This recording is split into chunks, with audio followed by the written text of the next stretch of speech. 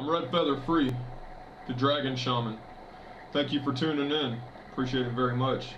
Today's video is going to be a study of Manly Palmer Hall's incredible, monumental tome of occult philosophy entitled The Secret Teachings of All Ages, Masonic, Hermetic, Quabalalistic, and Rosicrucian Symbolical Philosophy. This particular edition I'm reading out of is the 60th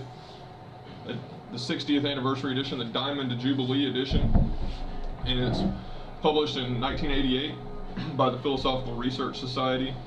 It's printed in China. The author, Manly Palmer Hall, if you haven't heard of him, he lived from 1901 to 1990, and he was one of the foremost occult philosophers and researchers of the 20th century, and in my opinion, perhaps of all time. This book contains an encyclopedia, literally, it is an encyclopedia of occult philosophy going back into the dawn of time, well back before any, quote, written history or records can be found. This goes back into the esoteric and secret traditions that have been maintained by all the secret societies and everything like that through the ages. I'm going to be reading you a large number of excerpts. It's going to be a rather long documentary. I'll probably publish it in a few parts to break it up. But as you can see from my bookmarks in here, I've done quite a bit of research to lay this out, so it'll be a bit easier once I get going.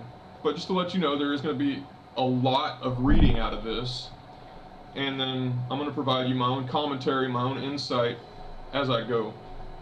So please, if I make a mistake reading or something like that, or an error, just have patience with me. The letters are printed rather small, and there's some rather large unwieldy words, so if my tongue gets tied from time to time, I apologize, but I will try to be as clear as I possibly can. And that's that, so let us get to it. In the preface to this edition, Manly Hall gives us a great message, which I'm going to read in full because I feel like it should be.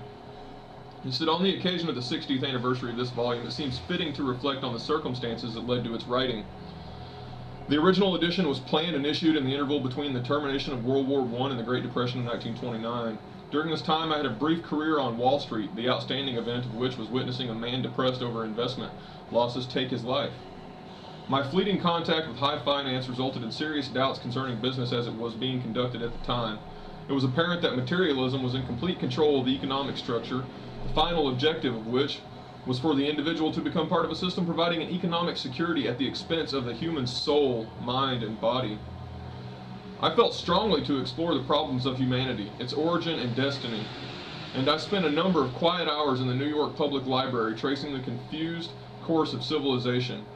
With a very few exceptions, modern authorities downgraded all systems of idealistic philosophy and the deeper aspects of the comparative religion. Translations of classical authors could differ greatly, but in most cases the noblest thoughts were eliminated or denigrated. Those most sincere authors whose knowledge of ancient languages was profound were never included as required reading, and scholarship was largely based upon the acceptance of a sterile materialism. Fortunately, since contemporary scholarship had little regard for the wisdom of the past, there was no premium on the earlier texts. As a result, I assembled a fair collection of the works of those forgotten sages to whose labors the world owes a tremendous debt of gratitude. It seems that my efforts were timely, and the first two editions of the book were sold out before the volumes came off the press. There was certainly a blessing upon the book. Written by a young man in his 20s, it has now passed through a number of editions with over 30 printings and is still a bestseller in its field. We are now coming to an end of the 20th century, and the great materialistic progress which we have venerated for so long is on the verge of bankruptcy.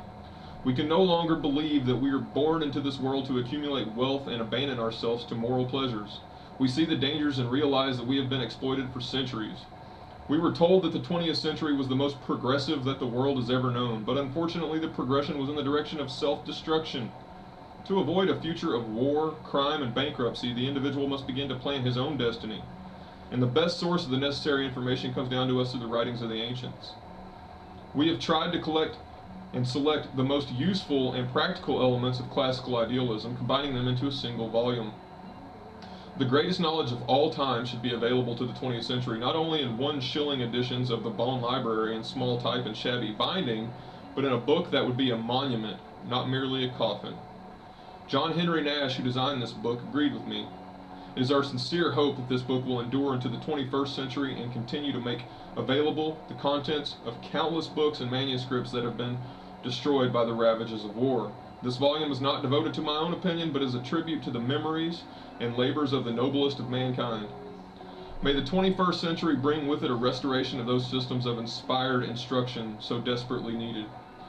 And in the spirit of that, it being the 21st century, I feel like I'm part of a vanguard of humanity right now that's awakening to these philosophies. And I could not agree with Manly more. It is so desperately needed at this moment because our society is caught up in the, quote, great materialistic progress that we've venerated for so long, and it is leading down the path of self-destruction. So with that being said, let us carry out our studies. And if you know anything about me, you will know that, obviously I call myself the Dragon Shaman. And I do this as an honorary tribute to the original great sage himself, Hermes Trismegistus. You'll understand why a bit more in a moment. But first, I want to read you a bit from the introduction and the definition of philosophy according to Manly P. Hall. Philosophy is the science of estimating values. The superiority of any state or substance over another is determined by philosophy, by assigning a position of primary importance to what remains when all that is secondary has been removed. Philosophy thus becomes the true index of priority or emphasis in the realm of speculative thought. The mission of philosophy, a priori, is to establish the relation of manifested things to their invisible, ultimate cause or nature. And now we go to the very back of the book, the last thing that he says to us in the conclusion. We read, "The cries of the mysteries speak again, bidding all men welcome to the house of light. The great institution of materiality has failed.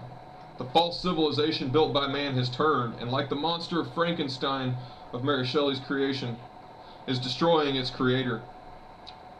Religion wanders aimlessly in the maze of theological speculation. Science batters itself impotently against the barriers of the unknown. Only transcendental philosophy knows the path.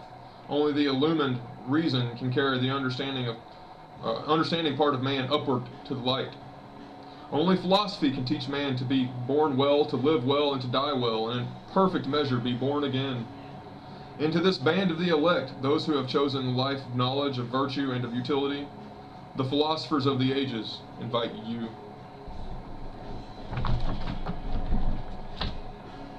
Now, we're going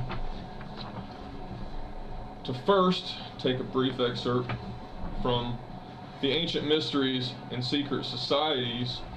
We're going to read from the description of this beautiful full-page illustration that you see here of the depicting an initiation into the Illusionian Mysteries.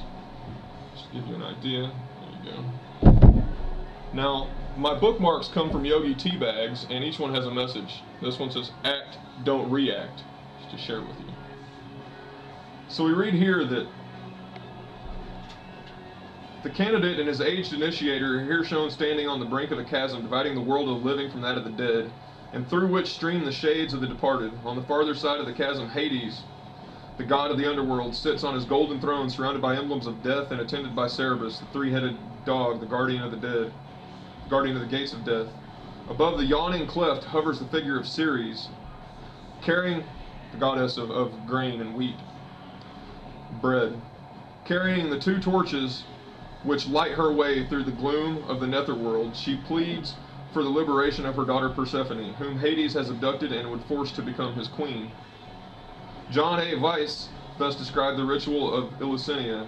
"Soon the thunder rolled, lightning flashed, strange and fearful objects appeared, and the place seemed to shake and be on fire. Hideous specters glided through the building, moaning and sighing. Frightful noises and howlings were heard. Mysterious apparitions representing the messengers of the infernal deities. Anguish, madness, famine, disease, and death flew around. As the trembling crowd of novices advanced in this fearful spectacle representing the torments of this life and those of Tartarus, they heard the solemn voice of the Hierophant explaining them and exhibiting his symbols of supreme deity, which but added to the horrors of the scene, when suddenly a serene light and objects of bliss appeared and opened an Elysium to the initiated Illusionian phalanx, who had in a short time and space experienced the miseries of earth, the tortures of Tartarus, and the happiness of Elysium. See the obelisk in Freemasonry. Also a note, Ceres, the goddess of grain and wheat, being the symbol of the bread of life as spoken of by Jesus. Eat the bread of life. It's referring to the mystery initiation, and is what it's referring to is the mysteries of the plants, which we will reveal right now the significance of. We read further back in the chapter on Hermetic pharmacology, chemistry, and therapeutics. The bookmark says, "Let your heart guide you." We're told that the Egyptian priests discovered herb extracts by means of which temporary clairvoyance could be induced, and they made use of these during the initiatory rituals of their mysteries. The drugs were sometimes mixed with the food given to candidates, and other times were presented in the form of sacred potions, the nature of which was explained. Shortly after the drugs were administered to him, the neophyte, or the initiate, was attacked by a spell of dizziness. He found himself floating through space, and while his physical body was absolutely insensible, the candidate passed through a number of weird experiences which he was able to relate after regaining consciousness. In the light of present-day knowledge, it is difficult to appreciate an art so highly developed that by means of draughts, perfumes, and incense, any mental attitude desired could be induced almost instantaneously. Yet such an art actually existed among the priestcraft of the early pagan world, and such an art actually exists today, and I call it dragon shamanism.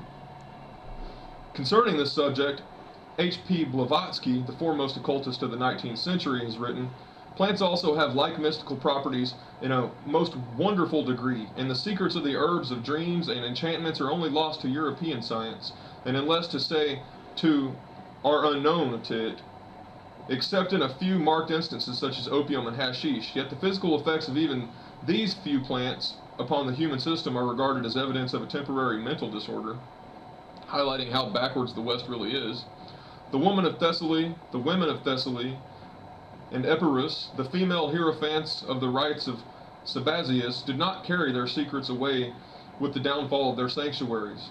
They are still preserved, and those who are aware of the nature of soma know the properties of other plants as well, taken from Isis Unveiled. Further, Manly Hall teaches us the mysteries taught that during the higher degrees of initiation the gods themselves took part in the instruction of candidates, or at least were present, which was in itself a benediction. As the deities dwelt in the invisible worlds and came only in their spiritual bodies, it was impossible for the neophyte to cognize them without the assistance of drugs, which stimulated the clairvoyant center of his consciousness. This is very important. Probably the pineal gland, which was referred to as the seat of the soul by Descartes. Many initiates in the ancient mysteries stated emphatically that they had conversed with the immortals and had beheld the gods. This is what we call today entheogenation.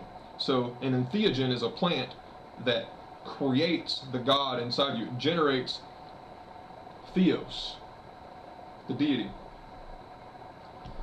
Furthermore, we read, the aspirants to initiation and those who came to request prophetic dreams of the gods were prepared by a fast, more or less prolonged, after which they partook of meals expressly prepared, and also of mysterious drinks, such as the water of Lethe and the water of Mnemosyne, in the grotto of Trophonius, or of the Ciceronian water, or of the Cicean in the mysteries of the Illusinia. Different drugs were easily mixed up with the meats or introduced into the drinks, according to the state of mind or body into which it was necessary to throw the recipient and the nature of the visions he was desirous of procuring. It's taken from Salverti's The Occult Sciences.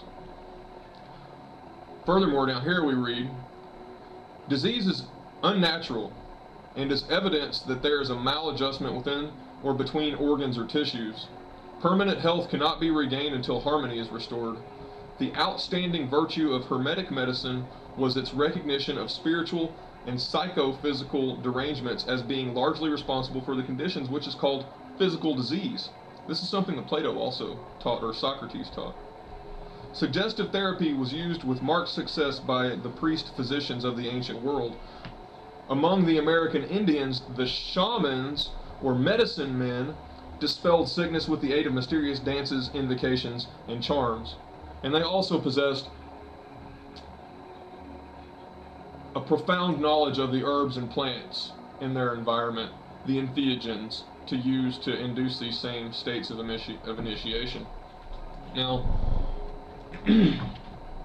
this takes us to the life and writings, the chapter entitled The Life and Writings of Thoth Hermes Trismegistus, who was the first dragon shaman and who I model myself after archetypally and see myself becoming, if you will, as higher self.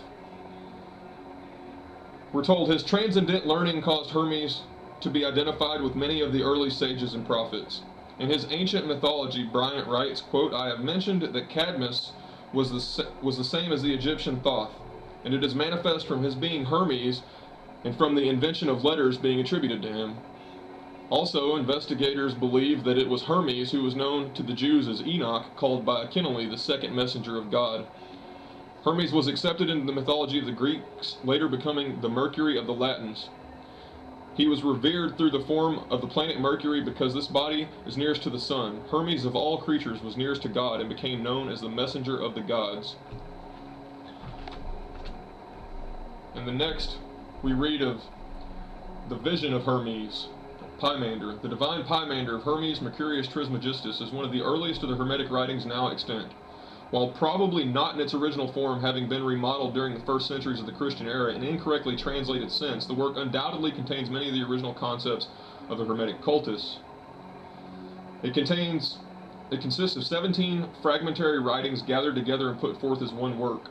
The second book of the divine Pymander, called Poimandres, or the Vision, is believed to describe the method by which the divine wisdom was first revealed to Hermes. It was after Hermes had received this revelation that he began his ministry, teaching to all who would listen the secrets of the invisible universe as they had been unfolded to him. This is exactly my path as well. I've begun, quote, teaching all who would listen the secrets of the invisible universe as they've been unfolded to me. We read, well, he tells us first of all that he consults three primary sources. The Divine Pymander of Hermes Trismegistus, London 1650, translated out of the Arabic and Greek by Dr. Everhard. Hermetica, Oxford 1924, edited by Walter Scott. Hermes, The Mysteries of Egypt, Philadelphia 1925 by Edouard Schur. And The Thrice Greatest Hermes, London 1906 by G.R.S. Mead. These are what he consulted. Now we read the story of the vision. Hermes, while wandering in a rocky and desolate place, gave himself over to meditation and prayer. Following the secret instructions of the temple, he gradually freed his higher consciousness from the bondage of his bodily senses, and thus released his divine nature, revealed to him the mysteries of the transcendental spheres. He beheld a figure, terrible and awe-inspiring. It was the great dragon, with wings stretching across the sky and light streaming in all directions from its body. The mysteries taught that the universal life was personified as a dragon. The great dragon called Hermes by name and asked him why he thus meditated upon the world mystery. Terrified by the spectacle, Hermes prostrated himself before the dragon, beseeching it to reveal its identity. The great creature answered that it was Pymanders, the mind of the universe, the creative intelligence, and the absolute emperor of all. Schur identifies Pymander as the god Osiris in Egypt mythology, the lord of the dead. Hermes then besought Pymanders to disclose the nature of the universe and the constitution of the gods. The dragon acquiesced, bidding Trismegistus hold its image in his mind. Immediately the form of Pymanders changed. Where it had stood there was a glorious pulsating radiance. This light was the spiritual nature of the great dragon itself. Hermes raised into the midst of this divine effluence, and the universe of material things faded from his consciousness. Presently a Darkness descended and, expanding, swallowed up the light. Everything was troubled. About Hermes swirled a mysterious watery substance, which gave forth a smoke-like vapor. The air was filled with articulate moanings and sighings, which seemed to come from the light, swallowed up in the darkness. His mind told Hermes that the light was the form of the spiritual universe, and the swirling darkness which had engulfed it represented the material substance. Then out of the imprisoned light a mysterious and holy word came forth, and took its stand upon the smoking waters. This word, the voice of the light, rose out of the darkness as a great pillar, and the fire and the air followed after it. But the earth and the water remained unmoved below. Thus the waters of light were divided from waters of darkness. And from the waters of light were formed the worlds above, and from the waters of darkness were formed the worlds below. The earth and the water next mingled, becoming inseparable, and the spiritual world, which is called reason, moved upon their surface, causing endless turmoil. Then again was heard the voice of Pymander, but his form was not revealed. Quote, I, thy God, am the light, and the mind, which were before substance, was divided from spirit, and darkness from light. And the Word which appeared as a pillar of flame out of the darkness is the Son of God, born of the mystery of the mind. The name of that Word is Reason. Reason is the offspring of thought, and reason shall divide the light from the darkness, and establish truth in the midst of the waters. Understand, O Hermes, and meditate deeply upon the mystery. That which in you sees and hears is not of the earth, but is the Word of God incarnate. So it is said that divine light dwells in the midst of mortal darkness, and ignorance cannot divide them. The union of the Word and the mind produces that mystery which is called life. As the darkness without you is divided against itself, so the darkness within you is likewise divided. The light and the fire which rise are the divine man ascending in the path of the Word, and that which fails to ascend is the mortal man, which may not partake of immortality. Learn deeply of the mind and its mystery, for therein lies the secret of immortality. The dragon again revealed its form to Hermes, and for a long time the two looked steadfastly upon one another, eye to eye, so that Hermes trembled before the gaze of Pymander. At the word of the dragon the heavens opened, and the innumerable light powers were revealed, soaring through cosmos on pinions of streaming fire. Hermes beheld the spirits of the stars, the celestials controlling the universe, and all those powers which shine with the radiance of the one. Fire, the glory of the sovereign mind. Hermes realized that the sight which he beheld was revealed to him only because Pymander had spoken a word. The word was reason, and by the reason of the word, invisible things were made manifest. Divine mind, the dragon, continued its discourse.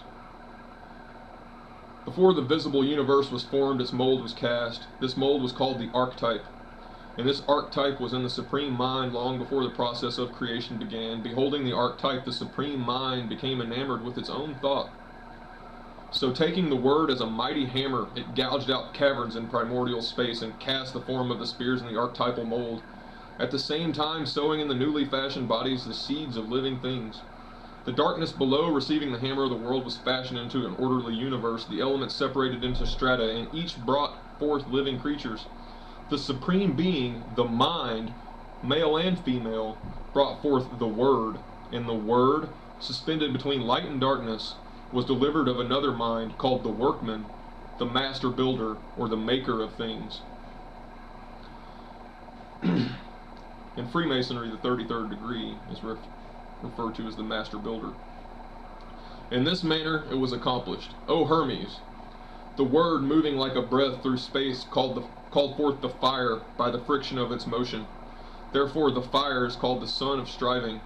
The workman passed as a whirlwind through the universe, causing the substances to vibrate and glow with friction. The sun of striving thus formed 7 governors, the spirits of the planets whose orbits bounded the world, and the 7 governors controlled the world by the mysterious power called destiny, given them by the fiery workman. When the second mind, the workman, had organized chaos, the word of God rose straightway out of the prison of substance, leaving the elements without reason, and joined itself to the nature of the fiery workman. Then the second mind, together with the risen word, established itself in the midst of the universe, and whirled the wheels of the celestial powers. This shall continue from an infinite beginning to an infinite end. for the beginning and the ending are in the same place and state. Then the downward turned and unreasoning elements thought forth creatures without reason. Substance could not bestow reason, for reason had ascended out of it. The air produced flying things, and the waters such as swim. The earth conceived strange four-footed and creeping beasts, dragons, composite demons, and grotesque monsters. Then the Father, the Supreme Mind, being light and life, fashioned a glorious universal mind in its own image, not an earthly man, but a heavenly man, dwelling in the light of God. The Supreme Mind loved the man it had fashioned and delivered to him the control of creations and workmanships. The man, desiring to labor, took up his abode in the sphere of generation, and observed the works of his brother, the second mind, which sat upon the ring of fire. And having beheld the achievements of the fiery workman, he willed also to make things. And his father gave permission. The seven governors, whose powers he partook, rejoiced, and each gave the man a share of its own nature. The man longed to pierce the circumference of the circle, and understand the mystery of him who sat upon the eternal fire. Having already all power, he stooped down and peeped through the seven harmonies, and breaking through the strength of the circles, made himself manifest to nature stretched out below. The man, looking into the depths, smiled, for he beheld a shadow upon the earth, and a likeness mirrored in the waters, which shadow and likeness were a reflection of himself. The man fell in love with his own shadow and desired to descend into it. Coincident with the desire, the intelligent thing united itself with the unreasoning image or shape. Nature, beholding the descent, wrapped herself about the man whom she loved, and the two were mingled. For this reason, earthy man is composite. Within him is the sky man, immortal and beautiful. Without is nature, mortal and destructible.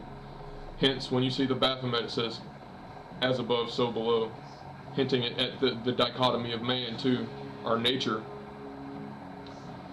Thus, suffering is the result of the immortal man's falling in love with his shadow and giving up reality to dwell in the darkness of illusion. For being immortal, man has the power of the seven governors, also the life, the light, and the word. But being mortal, he is controlled by the rings of the governors, fate or destiny.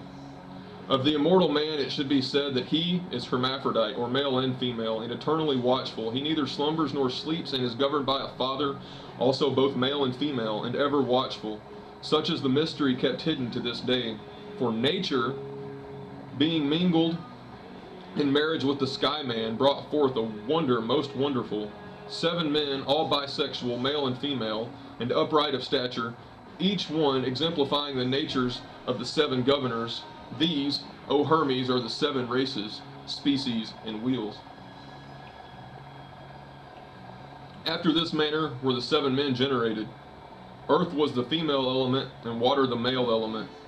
And from the fire and the ether they received their spirits. The nature produced bodies after the species and shapes of men. And man received the life and light of the great dragon. And of the life was made his soul, and of the light his mind. And so all these composite creatures containing immortality, but partaking of mortality, continued in his state for the duration of a period. They reproduced themselves out of themselves, for each was male and female. But at the end of the period, the knot of destiny was untied by the will of God, and the bond of all things was loosened. Then all living creatures, including man, which had been hermaphroditical, were separated, the males being set apart by themselves, and the females likewise, according to the dictates of reason. Then all living creatures, including man, Then God spoke to the holy word within the soul of all things, saying, Increase, and increasing and multiply in multitudes, all you my creatures and workmanships.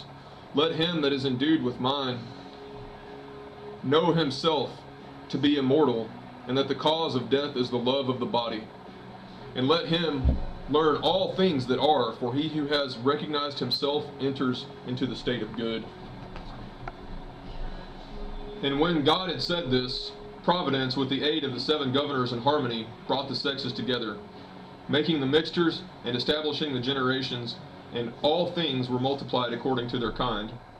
He who, though the error of attachment loves his body, abides wandering in darkness, sensible, and suffering the things of death, But he who realizes that the body is but the tomb of his soul rises to immortality. Then Hermes desired to know why men should be deprived of immortality for the sin of ignorance alone. The great dragon answered, "To the ignorant, the body is supreme, and they are incapable of realizing the immortality that is within them. Knowing only the body which is subject to death, they believe in death because they worship that substance which is the cause and reality of death." Then Hermes asked the righteous wise pass to God. Then Hermes asked how the righteous and wise pass to God, to which Pymander's replied, "That which the word of God said, say I. Because the Father of all things consists of life and light, whereof man is made. If therefore a man shall learn and understand the nature of life and light, then he shall pass into the eternity of life and light." Hermes next inquired about the road by which the wise attained to life eternal, and Pymander's continued, "Let the man endued with the mind mark, consider, and learn of himself, and with the power of his mind divide himself from his not-self and become a servant of reality." So that's directly through the power of meditation. Hermes asked if all men did not have minds, and the great dragon replied, "Take heed what you say, for I am the mind, the eternal teacher. I am the Father of the Word, the Redeemer of all men, and in the name of the wise the Word takes flesh. By means of the Word the world is saved. I, Thought, or Thoth, the Father of the Word, the mind, come only unto men that are holy and good, pure and merciful, and that live piously and religiously, and my presence is an inspiration and a help to them. For when I come, they immediately know all things and adore the universal Father. Before such wise and philosophic ones die, they learn to renounce their senses, knowing that they are the enemies of their immortal souls. I will not permit the evil senses to control the bodies of those who love me, nor will I allow evil emotions and evil thoughts to enter them. I become a porter or a doorkeeper, and shut out evil, protecting the wise from their own lower nature. But to the wicked, the envious, and the covetous, I come not, for such cannot understand the mysteries of mind. Therefore I am unwelcome. I leave them to the avenging demon that they are making in their own souls. For evil each day increases itself and torments man more sharply, and each evil deed adds to the evil deeds that are gone before, until finally evil destroys itself. The punishment of desire is the agony of unfulfillment." A very Buddhist statement by the dragon. Hermes bowed his head in thankfulness to the great dragon who had taught him so much, and begged to hear more concerning the ultimate of the human soul. So Pymander's resumed, "At death, the material body of man is returned to the elements from which it came, and the invisible divine man ascends to the source from whence he came, namely the eighth sphere." I refer to this as disillusion. Not dissolution, but disillusion, because you lose the illusion of material possession.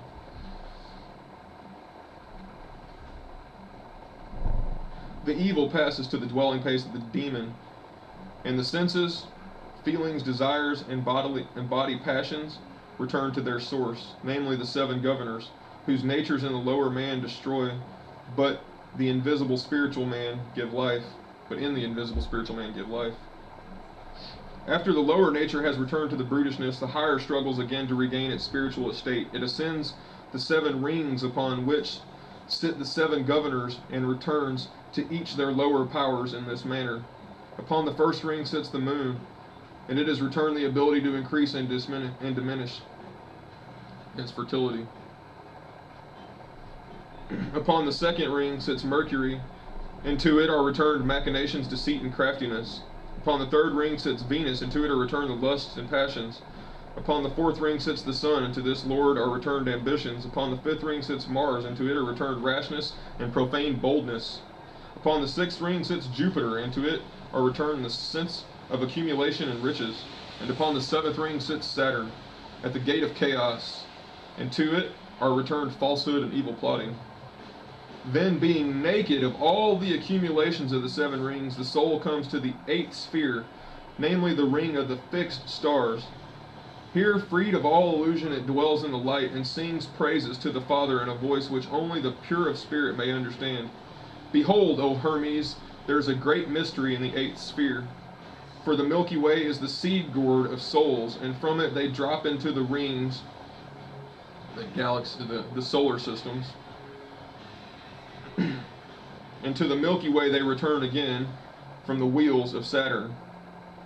But some cannot climb the seven-runged ladder of the rings, meaning your chakra system, or also known as Jacob's ladder.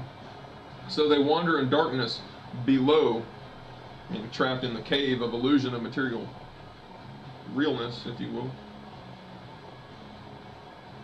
They are swept into eternity with the illusion of sense and earthiness. The path to immortality is hard, and only a few find it.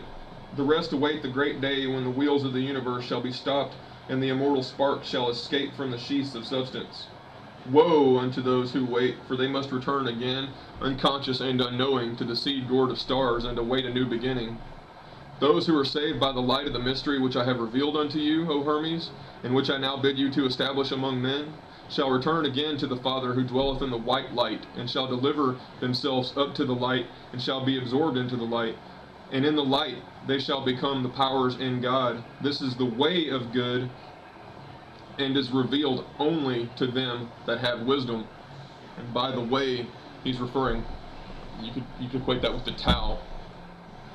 Blessed art thou, O son of light, to whom of all men I, Pymanders, the light of the world, have revealed myself. I order you to go forth to become as a guide to those who wander in darkness, that all men within whom dwells the spirit of my mind, the universal mind, may be saved. My mind within you, which shall call forth my mind in them. Establish my mysteries, and they shall not fail from this earth. For I am the mind of the mysteries, and until mind fails, which is never, my mysteries cannot fail. With these parting words, Pymander's radiant and celestial light vanished, mingling with the powers of the heavens. Raising his eyes unto heaven, unto the heavens, Hermes blessed the Father of all things, and consecrated his life to the service of the great light. Thus preached Hermes, O people of the earth, men born and men made of elements, but with the spirit of the divine man within you, rise from your sleep of ignorance. Be sober and thoughtful. Realize that your home is not in the earth, but in the light. Why have you delivered yourselves over unto death, having power to partake of immortality? Repent, and change your minds. Depart from the dark light, and forsake corruption forever. Prepare yourselves to climb through the seven rings, and to blend your souls with the eternal light. Some who heard mocked and scoffed, and went their way, delivering themselves to the second death, from which there is no salvation. But others, casting themselves before the feet of Hermes, besought him to teach them the way of life. He lifted them gently, receiving no approbation for himself, and staff in hand went forth teaching and guiding mankind, and showing them how they might be saved. In the words of men, Hermes sowed the seeds of wisdom, and nourished the seeds with the immortal waters.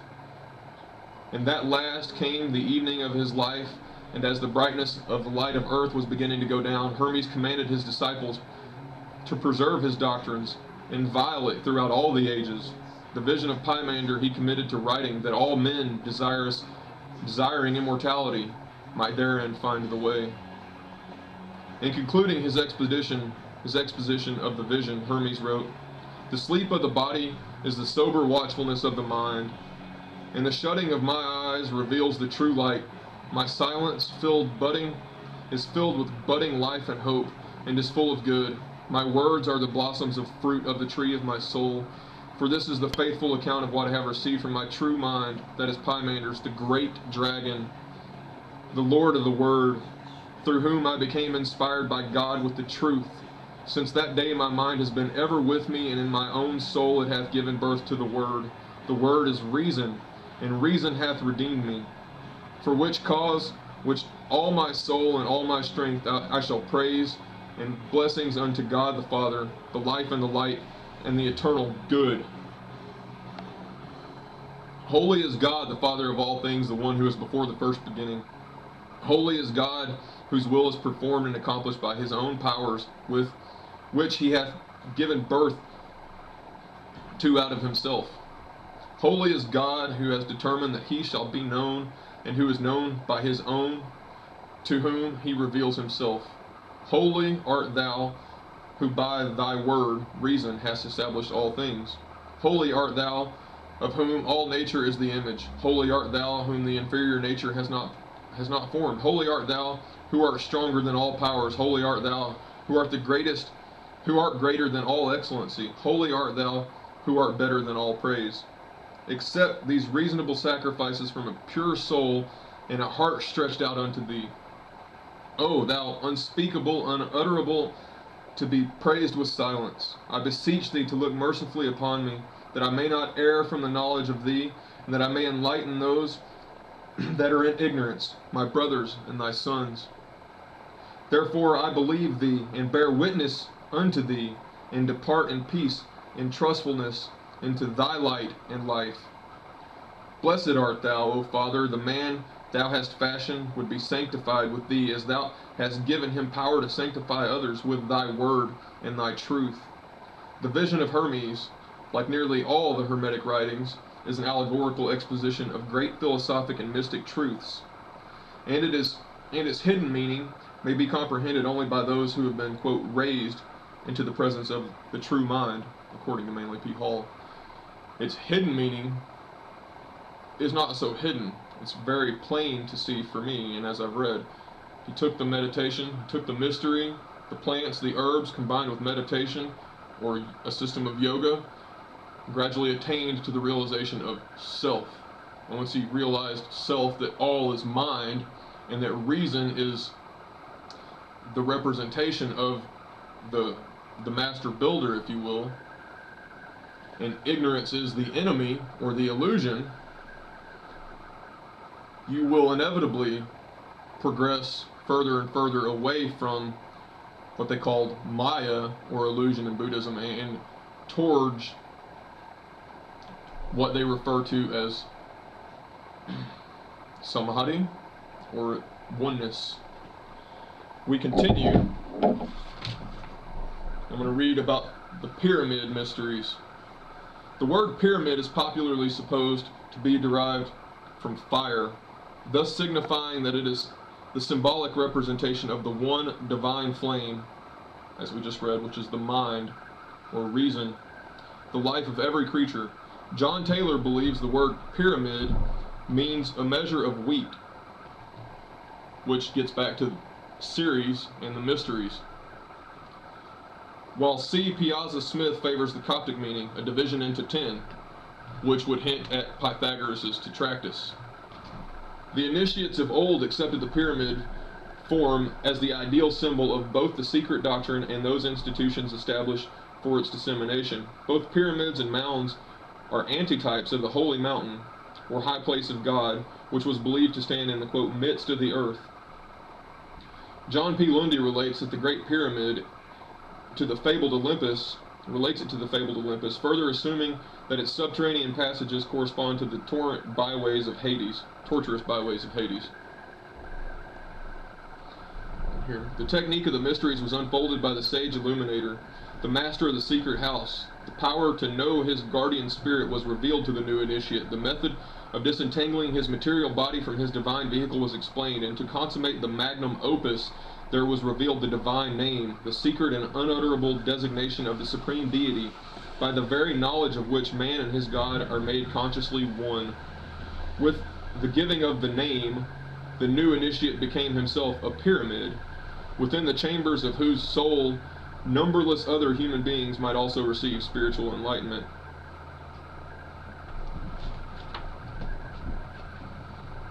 Continue.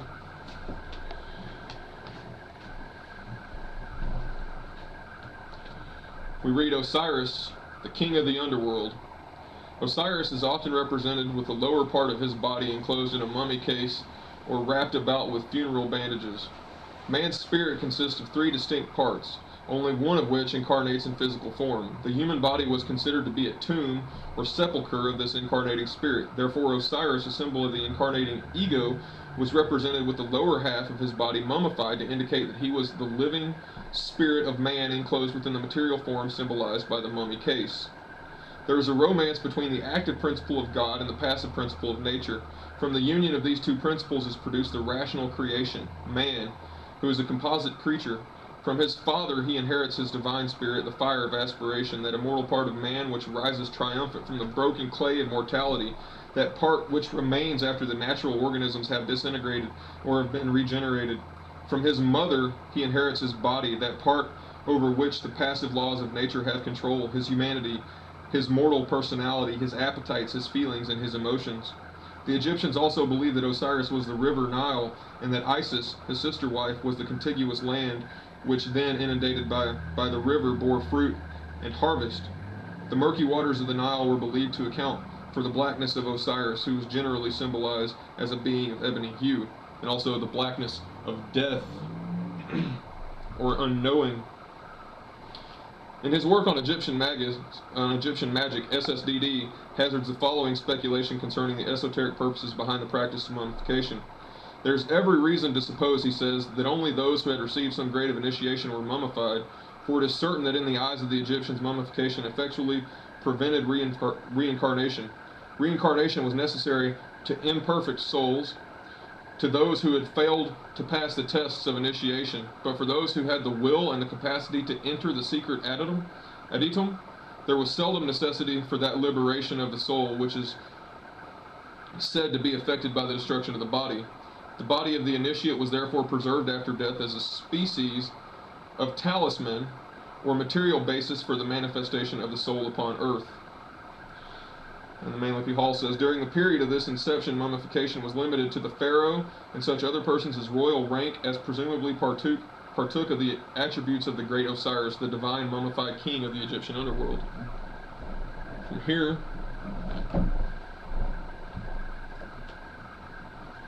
we read, in the book of Coming Forth by Day, or Ani's Book of the Dead, the Egyptian Book of the Dead is another word for it, many of the Egyptian secrets have been preserved to this generation. While the ancient scroll has been well translated, only a few understand the secret significance of its magical passages. Oriental races have a keen realization of the dynamics of sound. They know that every spoken word has tremendous power, and that by certain arrangements of words they can create vortices of force in the invisible universe about them and thereby profoundly influence physical substances. The sacred word, which the world was established, by which the world was established, the lost word, which Masonry is still seeking, in the threefold divine name symbolized by Om, the creative tone of the Hindus, are all indicative of the veneration accorded the principles of sound. The so-called new discoveries of modern science are often only rediscoveries of secrets well known to the priests and philosophers of ancient pagandom. Man's inhumanity to man has resulted in the loss of records and formula which, had they been preserved, would have solved many of the greatest problems of this civilization. With sword and firebrand, races obliterate the records of their predecessors, and then inevitably meet with an untimely fate for the need of the very wisdom they have destroyed. The message, let your heart guide you.